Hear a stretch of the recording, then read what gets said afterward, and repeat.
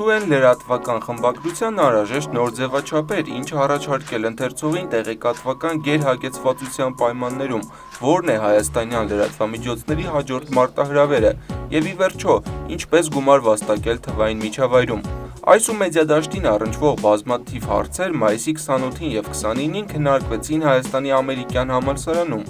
Այստեղ ընթանում էր թվապատում միջազգային մեդիա կոնֆերանսը, որն ըստ մեդիա նախաձեռնությունների կենտրոնի նպատակ ունի ներկայացնելու թվային միջավայրում մեդիա բովանդակության ստեղծման ժամանակակից փորձը, ձեռքբերումներն ու միտումները։ Մեդիա նախաձեռնությունների կենտրոնի գործադիր տնօրեն Նունե Սարգսյանն ասում է, որ իրենց բոլոր ծրագրերն ուղղված են այն բանին, որ քննարկվի, թե ուր է գնում մեդիան, ինչ խնդիրներ ունի։ Փորձել ցույց տալ զարգացումները, նոր ճանապարհները, որով գնում է եւ զարգանում է մեդիան մեծ իմաստով եւ լրատվամիջոցները մասնավորապես, բայց նաեւ հիշել, որ լրագրությունը ունի իր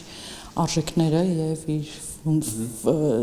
հիմունքները եւ դրանից էլ չպետք է հեռանանք։ Բացի հայաստանյան մասնագետներից կոնֆերանսի ներկային նաև միջազգային մեդիաների ներկայացուցիչներ, ռուսական Լենտա.ru-ի նախկին աշխատակիցների կողմից Լատվիայում հիմնված Մեդուզա լրատվական կայքի նոր ժանրերի և հատուկ նախագծերի պատասխանատու Ալեքսանդր Պոլիվանովը զարմացած էր մեդիա կոնֆերանսի հանդեպ առկա հետաքրքրությունից։ Նա վստահություն հայտնեց, որ օբյեկտիվ լրագրությունը հնարավոր է ցանկացած պայմաններում։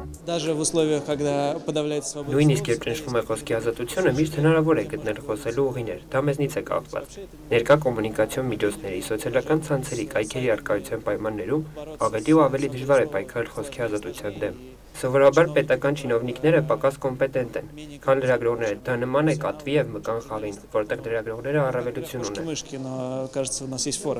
Մեդիա կոնֆերանսին մասնակցում էր նաև Ռուսաստանում որպես այլընտրանքային կարծիք փոխանցող հայտնի Դորս հեռուստաընկերության ինտերնետային հեռարձակման բաժնի ղեկավար Ելենա Կիրյուշինան։ Նա ներկայացրեց, թե ինչպես են կարողացել գոյատևել իշխանությունների ճնշումների ժամանակ, փորձելով հնարավորինս շատ մարդու հասցնել այլընտրանքային կարծիք։ Սակայն դա ըստ Կիրյուշինայի Ռուսաստանում տիրող քարոզչության պայմաններում հեշտ չի տրվում։ Очень большая часть нашего населения действительно зашорена. Մեր հանրության մեծ մասը պետական քարոզչության ազդեցության տակ է, եւ ցավոք, նրանց որևէ այլ տեսակետ ներկայացնելը շատ բարդ է։ Այդ մարդիկ հստակ պատկերացում ունեն երկրի վիճակի, Պուտինի եւ մնացածի մասին, եւ ասել նրանց, որ մեզանում կան խնդիրներ, ուղղակի անօգուտ է։ Քանի որ նրանք գտնում են, որ երկրում ամեն ինչ հիանալի է եւ ոչ մի խնդիր չկա։ Это бесполезно, потому что они считают, что у нас все прекрасно и проблем никаких нет. Հայտնի մեդիա մենեջեր Մանանա Ասլամազյանը վստահ է, որպեսզի Հայաստանը բարձրանա մեդիա ազատության ցուցանիշներով, պետք է ավելի շատ խոսել, քննարկել, հասկանալ, թե ինչ զարգացումներ կան ու ինչն է Հայաստանին խանգարում ավելի արագ ու հետաքրքիր զարգանալ։ Нельзя все время обвинять других. Надо иногда обвинять себя. Չի կարելի միշտ մեղադրել ուրիշներին։ Երբեմն պետք է մեղադրես ինքդ քեզ, թե ինչը լավ չես անում, երբ ես զլանում գործ անել եւ այլն։ Եթե ձեր աշխատանքի որակն անընդհատ բարձրանա, դուք կհաղթեք նրանց, ովքեր ոչ օբյեկտիվ են աշխատում ու լսում են միայն պաշտոնյաների կարծիքները։ Ամեն ինչ կախված է ձեր ներքին ցանկությունից ու գիտակցությունից, թե ինչի համար եք դուք աշխատում որպես լրագրող։ Понимание, почему вы существуете. Իսկ Արթուր Պապյանը Ազատություն ռադիոկայանից նկատեց, որ այս պահին հայկական լրատվամիջոցները զիջում են սոցիալական ցանցերին։ Գործ ունենք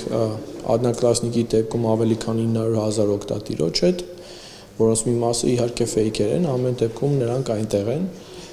Facebook-ի դեպքում ավելի քան 700,000-ի մասին է խոսքը,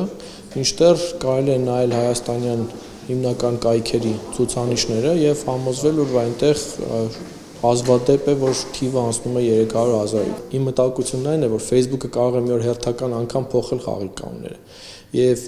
կայքերի ամբողջ բիզնես մոդելը, որը հիմնված է Facebook-ից մարդներ գրավելու վրա, պարզապես կտապալվի ու իրանք կզրկվեն լսարանից։ Այսա մեր հաջորդ մարտահրավերն է, պետք է սրան պատրաստվել։ Մեդիայեմ կայքի պրոդյուսեր Գեղամ Վարդանյանն էլ ընդգծեց, որ կոնֆերանսին քննարկվում են այն հարցերը, որոնք այսօր կան ցանկացած լրատվականի օրակարգում։ Այդ խոսակցությունները լրագրողներին, խմբագիրներին, տնօրեններին, նրանք ովքեր որ որոշումներ են կայացնում, եւ նրանք ովքեր որ ներքևից ցեղում են այդ որոշում կայացնողներին, նրանց օգնում են ավելի ճիշտ կայացնել այդ որոշումները։ Այսինքն իմ կարծիքով առաջին հերթին օգտակար է հասկանալու համար մենք որտեղ ենք եւ ուր ենք գնում եւ ինչ հնարավորություններ են մեզ տալիս տեխնոլոգիաները